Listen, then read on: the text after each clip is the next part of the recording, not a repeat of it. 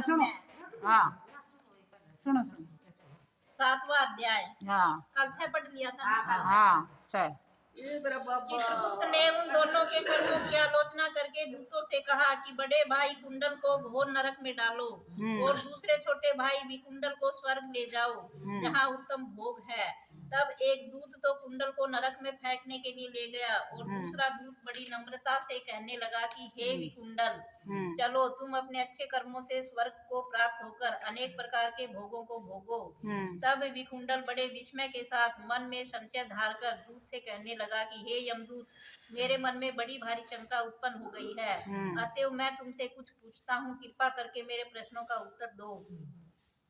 हम दोनों भाई एक ही कुल में उत्पन्न हुए, एक जैसे ही कर्म करते रहे। दोनों भाइयों ने कभी कोई शुभ कार्य नहीं किया। फिर एक को नरक और दूसरे को स्वर्ग किस कारण प्राप्त हुआ? मैं अपने स्वर्ग में आने का कोई कारण नहीं देखता।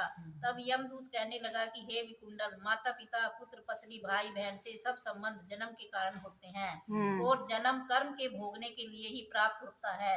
जिस प्रकार एक वृक्ष पर अनेक पक्षियों का आगमन होता है, उसी तरह इस संसार में पुत्र, भाई, माता पिता का भी संगम होता है।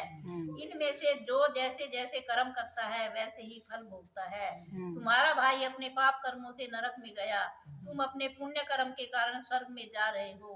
तब विकुंडल ने आश्चर्य से पूछा कि मैंने तो आज जन्म कोई धर्म का कार्य नहीं किया, सदैव पापों ही में लगा रहा। मैं अपने पुण्य के कर्म को नहीं जानता। यदि तुम मेरे पुण्य के कर्म को जानते हो तो कृपा करके बताइए।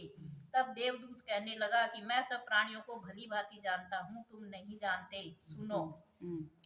हरिमित्र का पुत्र सुमित्र नाम का ब्राह्मण था, जिसका आश्रम यमुना नदी के दक्षिणोत्तर दिशा में था। उसके साथ जंगल में ही तुम्हारी मित्रता हो गई और उसके साथ तुमने 2 बार माघ मास में श्री यमुना जी में स्नान किया। पहली बार स्नान करने से तुम्हारे सब पाप नाश हो गए, दूसरी बार स्नान करने से तुमको स्वर्ग प्राप्त हुआ।